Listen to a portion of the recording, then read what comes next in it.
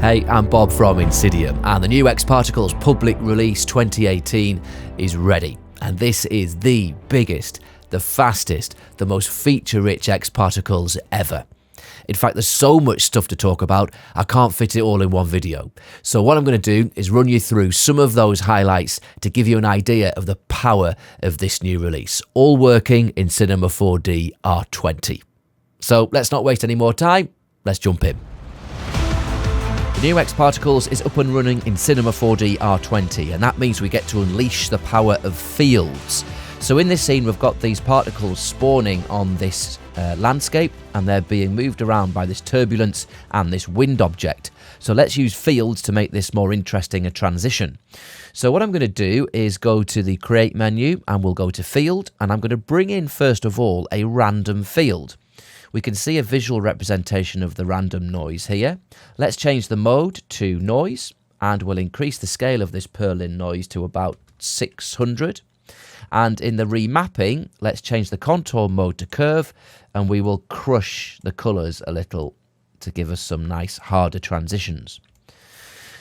So the beauty with fields is that we're now able to use one field to affect two or as many as we want modifiers. So in this turbulence and this wind, let's select them both, go to the fall off tab and drag in our new random field. And now if we hit play, the modifiers will only affect particles that are within the values of that random field. So we can now get more control by adding another field and blending it with the random. Let's go to Create, Field, and we'll bring in a spherical field. This is going to be our control field, so we'll move it out here. In the field menu, we'll just increase the size a little bit. And again, we'll take our turbulence and our wind. Let's drag in our spherical field underneath. And now what we need to do is blend these two fields together. So if I take my random field and set it to subtract and hit play, only the particles that are within the bounds of my spherical field will be affected. But you can see that the random field is still having its impact on our particles. So that is the power of R20 fields working with xParticles in the new release. The xParticles collision system has been completely reworked to make it faster and more accurate. In this scene, we have a very high polygon mesh object, and as you can see, there is absolutely no slowdown when calculating that collisions. This is because the new system uses adaptive collisions.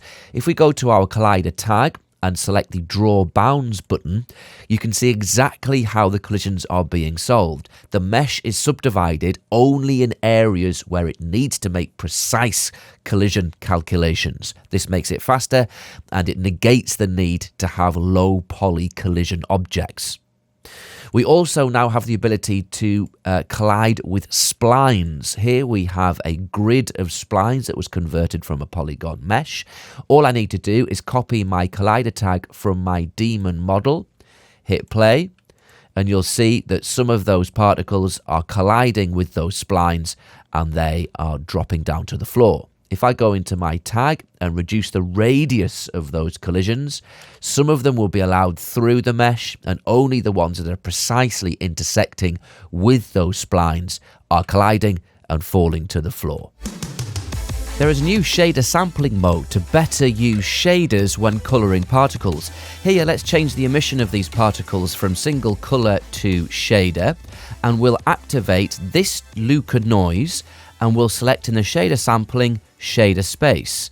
Now when we respawn these particles, you'll see that they're coloured according to this shader, but it is a true three-dimensional shader space. This isn't just mapped to the surface of this sphere, it penetrates all the way through the volume.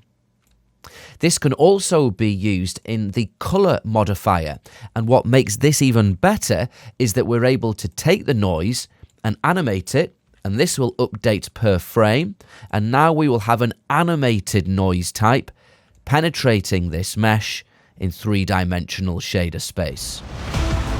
xpInfectio is a new control modifier that allows you to make some fantastic procedural particle growth systems and meshes. To get it to work, we need to take some particles. These have been emitted from this bust. Let's make that invisible. And then we need to infect some initial particles. To do that, we'll create a new seed object, and any particle that lies within the volume of this seed object will be turned red, showing that it is infected.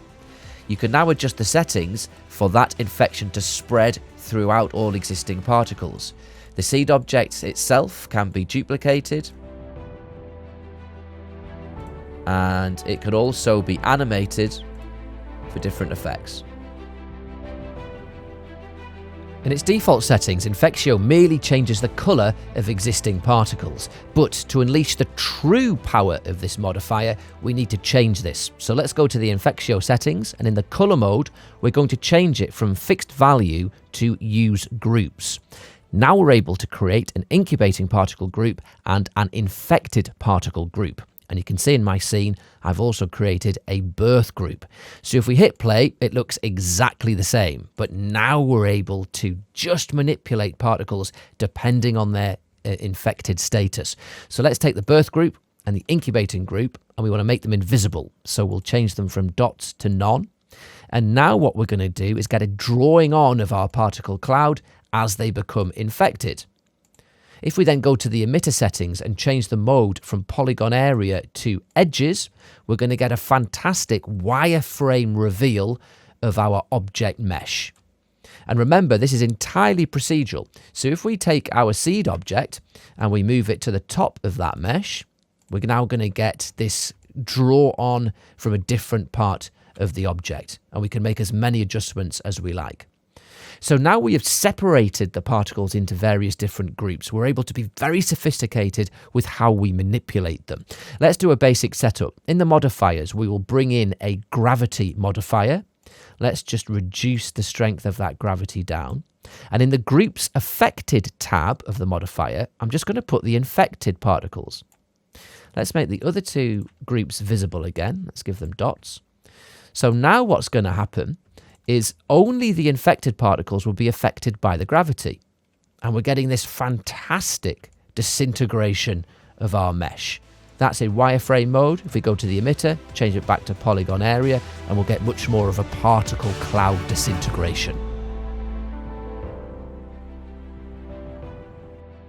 We're able to manipulate and control the infection rate using particle colour. Let's go to the birth group and change the initial particle colour mode from single colour to shader.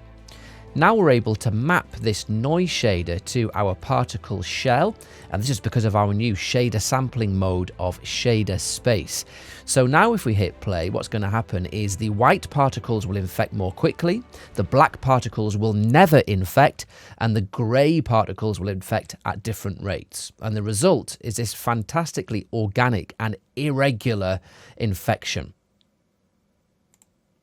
We can now mesh these, and because we've separated our particles into groups, we can get different types of mesh using our OpenVDB mesher. Let's select that, and let's try meshing our infected group.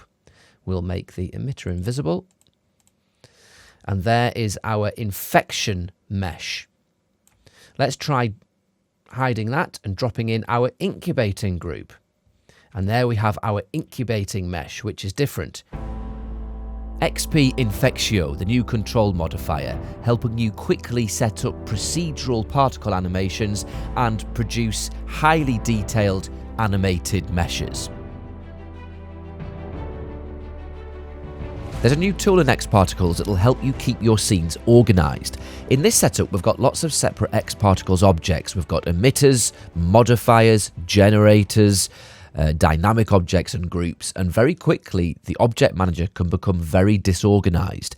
What we're able to do is use the new XP system sort to arrange this. So let's go to xParticles, XP system sort, and automatically a new xParticle system is brought into our scene, and every xParticles object is placed within its own correct subheading. There's more that we can do. If we bring in some more xParticles objects, let's just bring in some random modifiers. So now we have some more xParticles objects in our scene. We can do one of two things. If we have nothing selected, we'll press xParticles XP system sort, and it'll place all of those new ones in a brand new xParticles system. However, if we just undo that, If we select the existing xParticle system and press xParticle system sort, it will place them in the existing system. So different ways of keeping your scene organised, especially useful if you're sharing these scenes amongst other artists. FluidFX is xParticle's SPH fluid solver, and it is faster than ever before. Not only that, it is better integrated in the rest of the xParticle system. It uses standard xParticles colliders and also works with all of the modifiers like turbulence, wind, and it also works with xParticle's dynamic objects. Here we have a flow field set to make this vortex using a circle spline. Modifiers can access the fluid surface data, meaning precise data mapping. Here, if we enable this map, the wind modifier will only affect those particles that make up the surface of the fluid. FluidFX handles collisions using the xParticle's adaptive collision system. This means that they are fast and accurate. Collision objects can be put into clones and even animated in real time using effectors with no problems.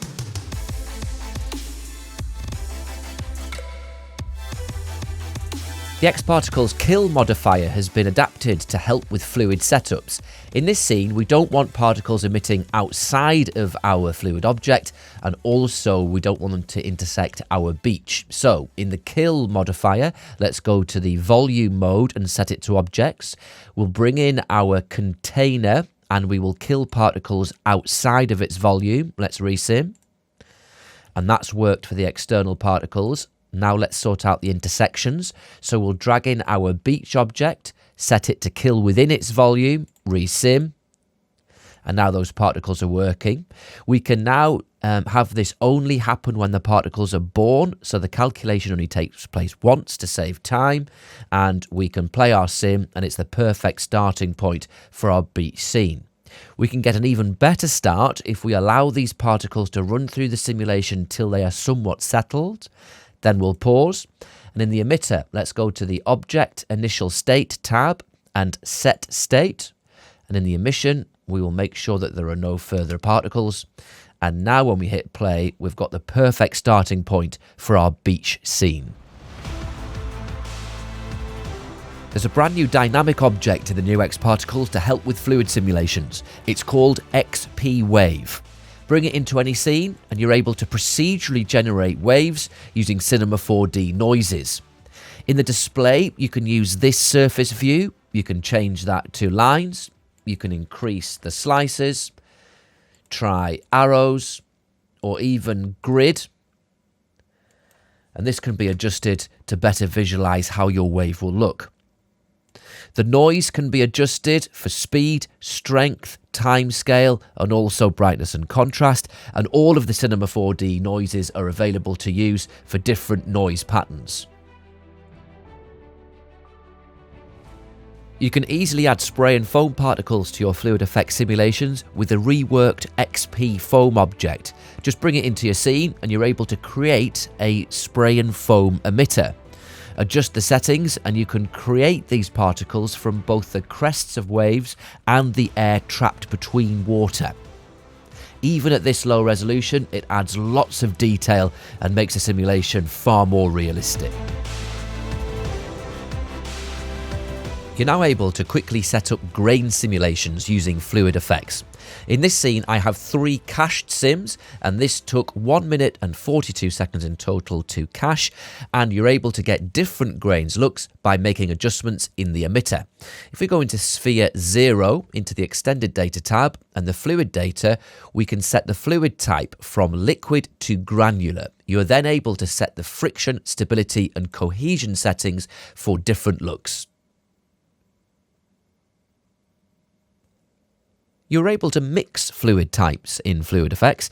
In this scene, we've got this water which is being moved around by turbulence and a wind modifier. Now, I also have another emitter which we will bring into the scene. This emitter in the Extended Data tab is set to be a granular fluid, which will mimic a snow. And you'll see that what will happen is the water will simulate, the snow will drop to the surface, and it'll be carried along by the forces of that water. And as it's pushed around and the forces impact upon it, it'll be stressed, it'll begin to crack and break apart, and parts of it will float away in different directions. So two fluid types, both water and grains, working in the same scene. You're able to mix FluidFX simulations with the xParticles Fire Solver xpFX. In this scene, there are two emitters creating this fluid simulation, filling up this cast. We can activate an xpFX domain, and each emitter has been given an xpFX emitter source tag. Now the fuel contained within each emitter is able to be ignited to create smoke and fire, all in one simulation. The xParticles FluidPBD solver has also been reworked to make it simulate more quickly and more accurately. This solver gives you fantastic artistic control and works very well alongside other xParticles dynamic objects. In this cached scene, it is working alongside an XP constraints object to make this really nice viscous fluid. If I stop that and activate the OpenVDB mesh, hide the particles, we can see the finished look in preview. This took 3.5 minutes in total to cache. You're now able to transfer the colour and velocity information of meshed objects and particles when using the xParticles OpenVDB mesher. In this scene, we have these particles which are going along a spline flow, and they've been coloured according to their speed. Let's switch on our OpenVDB mesher, and a mesh is created. We can now go to the new Tags tab, and we have two options. First of all, let's transfer the point colour from the particles to the mesh. If we click on this, a colour vertex tag is created. Let's click on the tag, and you can see that that particle colour information has now been transferred to the mesh via this tag. Should we need to, we can smooth out that using the smoothing iterations, and this will update in real time, and it can be exported using Alembic. The other option is to transfer the velocity information of the object or particles. Let's click that, and you'll see that 4 more vertex tags have been created. We have a velocity X, a velocity Y, a velocity Z, and also another color vertex map showing a combined velocity color output. This is to be used for external compositors or third-party render engines. Again, should you require, you can smooth out these colors using the smoothing iterations, and these will update in real time and can be exported using the Alembic file format.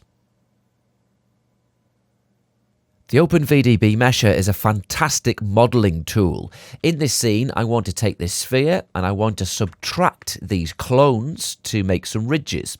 So let's make the sphere a child of the OpenVDB mesher, which automatically makes it a source.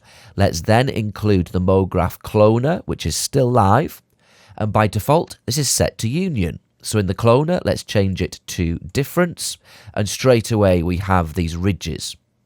We're also able to use xParticles in our modelling. Here I have an emitter, and I'm actually going to pick the live OpenVDB mesher as the emitter source, and we're going to emit to its volume.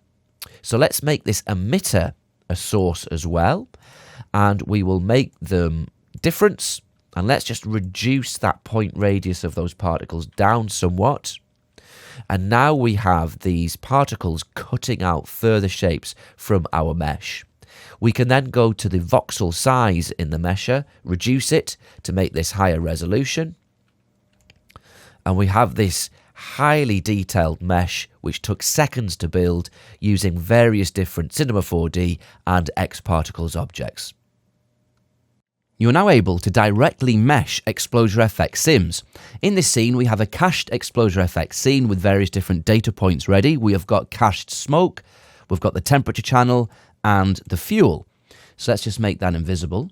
If I activate this OpenVDB mesher, you can see you're now able to directly drag in the xpFX object. So let's make this active, and you can see straight away we have it meshed. If I reveal the lines, we're creating this nice even quad mesh. So if I bring down our source properties tab, we can see that we can choose which field you want to mesh. This is set to smoke, but I can also mesh the heat, which is the temperature, or the fuel, which is the fire. Let's go back to smoke. We're then able to go to the Filters tab to make some adjustments. Now this has a curvature filter applied, which will smoothen this out nicely. If I deactivate that, you'll see what it's like by default. And with curvature, makes it smoother. And with the new strength sliders in filters, you're able to really precisely dial in your smoothing. Because this is OpenVDB, we're able to use other scene objects and even particles to further manipulate this mesh. Here I have a parametric sphere, so let's drag that in as a child of our mesher, and now it becomes an integrated part of this mesh. Let's see those lines again. We're then able to use the different CSG modes for different looks. So if I go to the sphere and change this from union to difference, now we're able to cut out this spherical volume from our xpFX mesh, which will update in real time when we play. And obviously we can then change this into intersection, which will give us a very interesting spherical animated volume mesh. XP Vertex Map is our tool to help you create custom animated vertex maps, and it has some new features. You are now able to start your vertex map animation using the new seed object. Just press this button and this spherical seed object enters our scene. And now if we go forward a frame, you'll see that all of the vertices within the volume of this seed object will be painted with 100% weight. If we hit play, this will then grow outwards. We can make this look more interesting by adding some noise into the shader box. We'll hit noise and let's give a more detailed one. We'll try a Luca. Let's crush that contrast, add some global scale, and now we'll get this really interesting noisy growth of vertex weight. We can animate that noise pattern, and this will update in real time in our vertex weight animation. And also, Vertex Map is now able to output a color vertex tag. If we activate this, a color vertex tag appears, and it takes that weight value from the initial vertex weight tag and applies the color to it. We're able to paint it using this gradient. Here's the default blue and white. We can update this in real time with any of the presets. Here's heat, and here's flame number 6. And we're then able to bake this vertex weight map using the Alembic file format. There's a new particle rotation mode to help when using scenes with the xpFollow surface modifier. In this scene, we want these trains to be pointing in the direction of travel as they follow the surface of this globe. So in the rotation mode, let's go to tangential. This helps us point them in the right direction, but you can see that their wheels aren't planted to the surface. So the new rotation mode, up vector, should help. Let's press it. And now we have the scene correct. The trains are pointing in the direction of travel and their wheels are planted to the surface of the object. The XP Attractor modifier now has the option to use an object list. Here in this scene, let's drag in these 4 spheres into the Attractors object list. And by default, it is set to nearest object, so each particle will be attracted to the closest object. We can change this to the furthest away. We can change this to an average, which means they'll all congregate nearer the middle of these spheres. And interestingly, we can use the object index. So here they're going to the sphere with index number 1, and I can animate this to number 2, number 3, and number 4. We could also choose random object, which will randomize the attraction. You can now constrain the axis of the XP network modifier to ensure that you keep 90-degree turns even when using other modifiers. In this scene, if I introduce this turbulence mod, you will see that the strict 90-degree turns of the modifier have been overridden and we've lost that nice detail. With the new constrain axis feature, let's put this to 100%. We can now still use that turbulence to move around these particles, and it will attempt to keep those strict 90-degree turns. So, as you can see, this new update of xParticles is massive.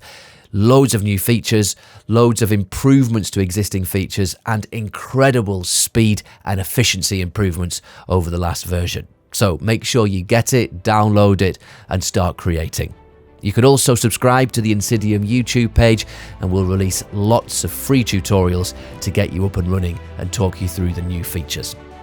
So, until next time, I'll see you later.